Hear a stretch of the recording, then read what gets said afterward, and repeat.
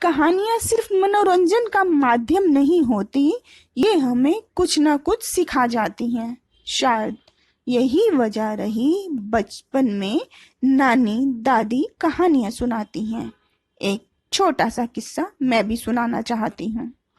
पांडु पुत्र भीम को अपनी शक्ति पर अहंकार हो जाता है, वो भी तब जब वो अपना वनवास काट रहे होते हैं। एक दिन वो घूमते घूमते जंगल में दूर निकल जाते हैं। इसी दौरान वो अपने रास्ते के बीचों बीच एक बुजुर्ग वानर को लेटा हुआ पाते हैं, जिसकी लंबी सी पूंछ बीच रास्ते में फैली होने के कारण वो उस रास्ते से आगे निकल नहीं पाते हैं।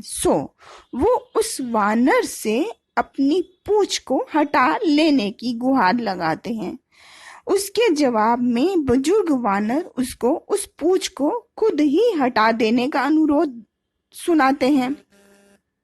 वो अपनी बेबसी का दर्द और अपनी उम्र की दुहाई देकर भीम से क्षमा चाहते हैं। आखिरकार पांडु पुत्र खुद ही उस वानर की पूंछ को हटाने का मन बनाते हैं, लेकिन जैसे ही वो उस पूंछ को हटाने की कोशिश करते हैं, नाकामयाब हो जाते हैं।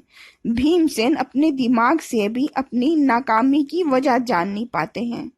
अंत में भीमसेन हाथ जोड़कर बुजुर्ग वानर के आगे नतमस्तक होकर अपना परिचय देने का अनुरोध सुनाते हैं, जिसके परिणाम स्वरूप वृद्ध वानर का रूप धरे हुए पवन पुत्र हनुमान अपने असली रूप में आ जाते हैं और भीम को अहंकार छोड़ने की सीख दे जाते हैं।